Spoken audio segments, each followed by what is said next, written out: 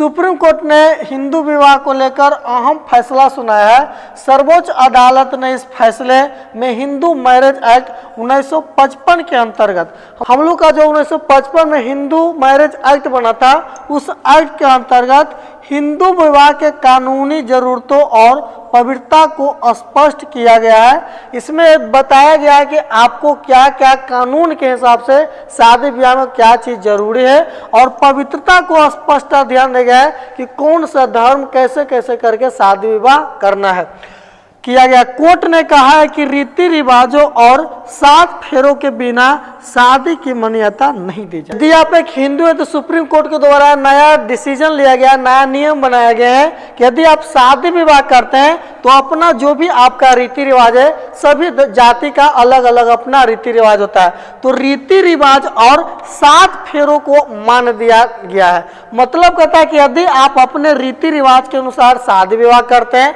आप सभी पवित्रता को ध्यान में रखते हैं, और जब तक आप 7 फेरा नहीं घूम जाते हैं, 1 फेरा, 2 फेरा, 3 फेरा, 4 फेरा, 5 फेरा, 7, ऐसे करके जब तक आप 7 फेरा घूम नहीं जाते हैं अग्नि के सामने, तब तक ये शादी मान नहीं होगा।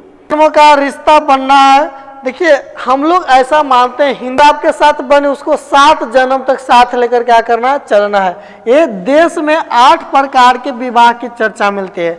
हमारा जो भारत देश है, इस देश में 8 प्रकार के विवाह की चर्चा की गई है।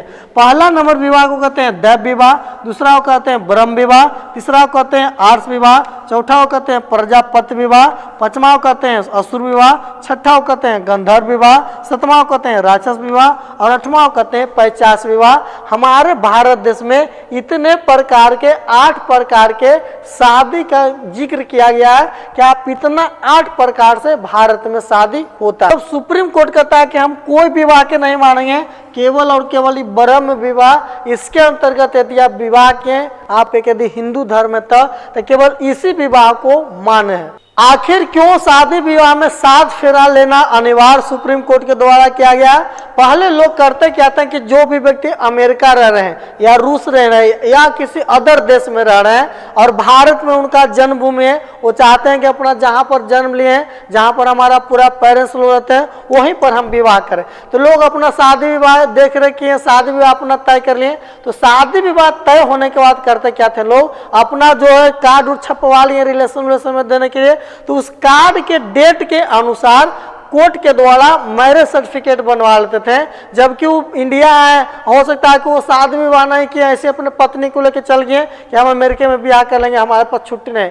तो काम के कारण या समय नहीं मिलने के कारण यदि आप भी अपने शादी विवाह में 7 फेरा नहीं ले पाते हैं तो सुप्रीम कोर्ट कहता है कि शादी को मान्यता नहीं हम देंगे। तुम कितनों चिल्लाते रहो कि हमको मैरिज सर्टिफिकेट बना दीजिए, मैरिज सर्टिफिकेट बना दीजिए, हम तो मैरिज सर्टिफिकेट बना के दे वाला नहीं है। कब तक आपको मैरिज सर्टिफिकेट नहीं बनेगा? जब तक आप अग्नि के सामने 7 फेरा नहीं लेते हैं।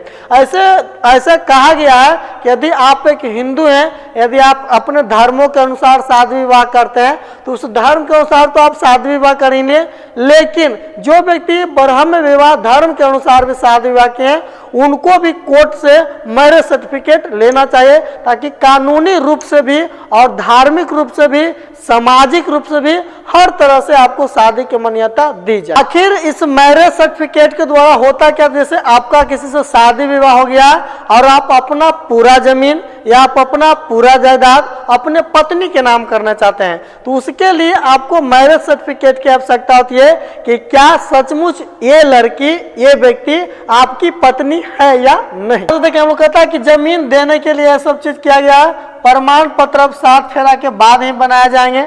मतलब जब तक आप 7 फेरा नहीं लेते हैं आपको मैरिज सर्टिफिकेट बनाकर नहीं दिया जाएगा।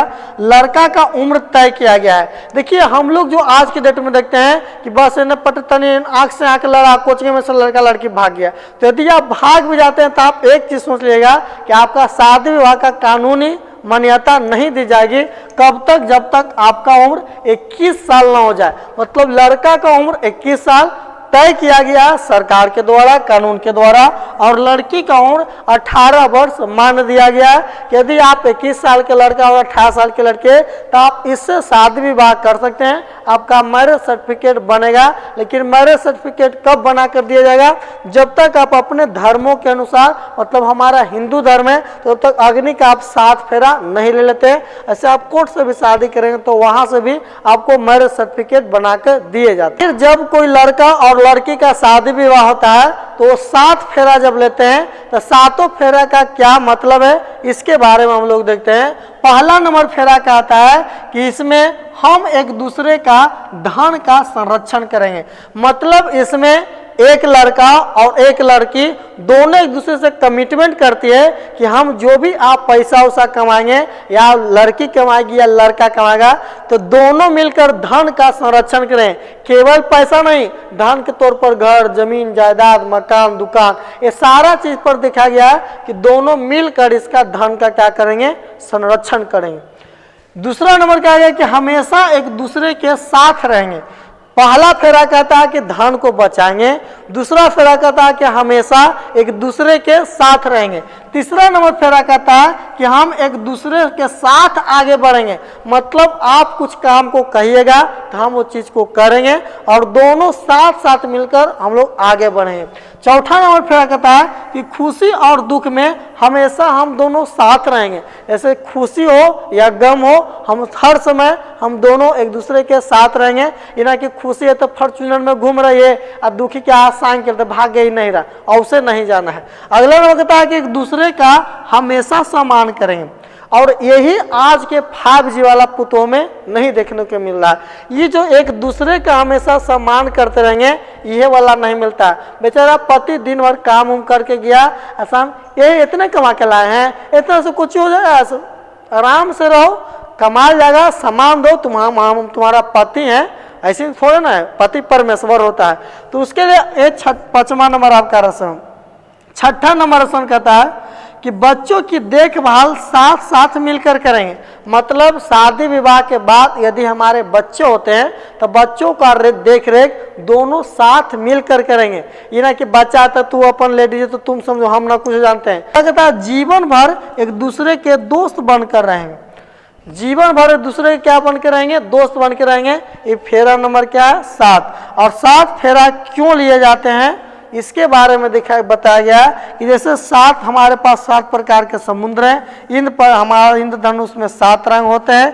तारे का जो समूह होता है जिसे हम लोग 7 होता है। महासागर 7 हैं। सप्त ऋषि की चर्चा किया गया और सप्ताह में 7 दिन होते हैं। ये बताया गया 7 फेरा का मतलब। तो आज के इस वीडियो में हम लोग ये देखें कि यदि हम हिंदू हैं तो हिंदू को कैसे शादी विवाह करना चाहिए, 7 फेरा का मतलब क्या होता है। मिलते हैं हम लोग किसी और वीडियो में, तब तक के लिए बहुत बहुत धन्यवाद। जय हिंद।